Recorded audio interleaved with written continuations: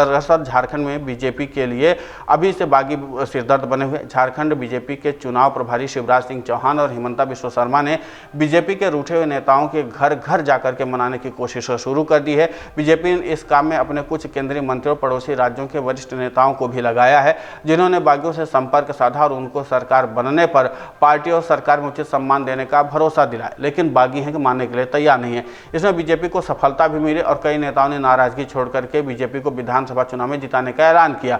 बागियों को मनाने की बीजेपी की कोशिशें अभी भी लगातार जारी हैं। इस सारी कवायद के बाद अभी भी कई असंतुष्ट नेता बीजेपी के लिए टेंशन दे रहे हैं। दरअसल दर्जनों नाराज नेताओं को भारतीय जनता पार्टी मनाने में सफल रही, लेकिन आधा दर्जन से ज्यादा नेता ऐसे भी रहे जो पार्टी से बगावत कर भारतीय जनता पार्टी के खिलाफ चुनावी मैदान में ताल ठोक रहे हैं। इन बागियों ने चुनावी मैदान में बीजेपी के बड़े चेहरों की मुश्किलें बढ़ा दी हैं। पहला नाम निरंजन राय का आता है, जो एक समय में बीजेपी के प्रदेश अध्यक्ष बाबूलाल मरांडी के बेहद करीबी हुआ करते थे। लेकिन आज निरंजन राय उसी बाबूलाल मरांडी के खिलाफ धनवार से निर्दलीय उम्मीदवार के तौर पर ताल ठोक रहे हैं। निरंजन राय बीजेपी के टिकट पर धनवार से चुनाव लड़ना चाहते थे, पर जब बीजेपी ने बाबूलाल मरांडी को उम्मीदवार बनाया तो नाराज निरंजन राय धनवार से निर्दलीय मैदान में उतर गए। ऐसा नहीं है कि निरंजन राय को बीजेपी ने मनाने की कोशिश नहीं की, निरंजन राय को मनाने की कई बार कोशिशें की गई हैं, लेकिन इसके बावजूद बीजेपी के सांसद निशिकांत दुबे उनके घर तक गए और निरंजन राय को मनाने से पहले इनकार कर दिया, मतलब मानने से इनकार कर दिया निरंजन राय ने।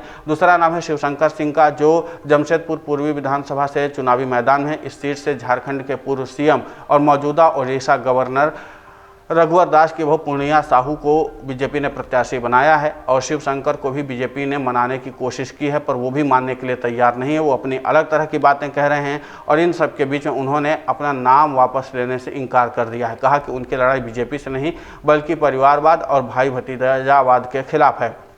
गुमला सीट पर सुदर्शन भगत बीजेपी के उम्मीदवार हैं और बीजेपी के युवा नेता मिशिर कुजूर बागी खड़े हुए हैं और हिमंता बिस्वा शर्मा और केंद्रीय मंत्री जुएल ओरांव के अनुरोध के बावजूद मिशिर कुजूर ने नामांकन वापस नहीं लिया है। कुजूर 2019 के विधानसभा चुनाव में गुमला सीट से बतौर बीजेपी उम्मीदवार जेएमएम के भूषण तिर्की से महज 7000 वोटों से हार गए थे। इस बार वो इस सीट से बीजेपी के प्रमुख दावेदार थे। चौथा नाम है गणेश महली का। बीजेपी ने सरायकेला से जेएमएम से आए और पूर्व सीएम चंपाई सोरेन को उम्मीदवार बनाया है। गणेश महली ने बीजेपी उम्मीदवार के तौर पर सरायकेला सीट पर जेएमएम प्रत्याशी रहे हैं।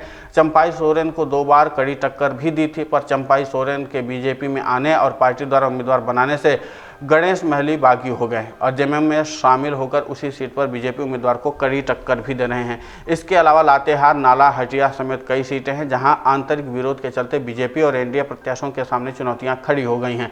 ऐसे में जिन बागियों ने पहले बीजेपी उम्मीदवारों के खिलाफ नामांकन किया था पर बाद में मनाने पर नाम वापस ले लिया, उनसे अमित शाह मुलाकात कर सकते हैं। यानी कुल मिलाकर के केंद्रीय गृह मंत्री अमित शाह को भी इस अभियान में लगा दिया गया, इस मिशन में लगा दिया गया है, ताकि वो जो बागी नेता हैं उनके साथ सामंजस्य स्थापित करके उनको मना सकें। और अगर वो मनाने में सफल हो जाते हैं तो जाहिर सी बात है कि इसका फायदा एनडीए को ही होगा। और अगर ये बागी रहते हैं तो न सिर्फ चुनाव में प्रभावित करेंगे बल्कि हो सकता है कि हार जीत के लिए भी निर्णायक साबित हो जाए। कई बार ऐसा होता है, हरियाणा चुनाव में भी देखने को मिला कि बागी नेता जो थे उन्होंने ही चुनाव में बाजी मार ली।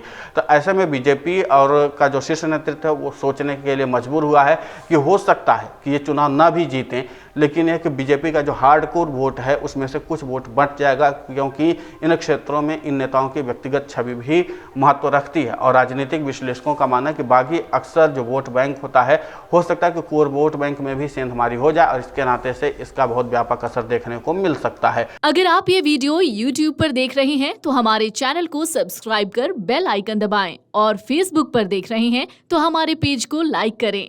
8 मिलियन प्लस सब्सक्राइबर, आपके इस भरोसे के लिए बहुत धन्यवाद।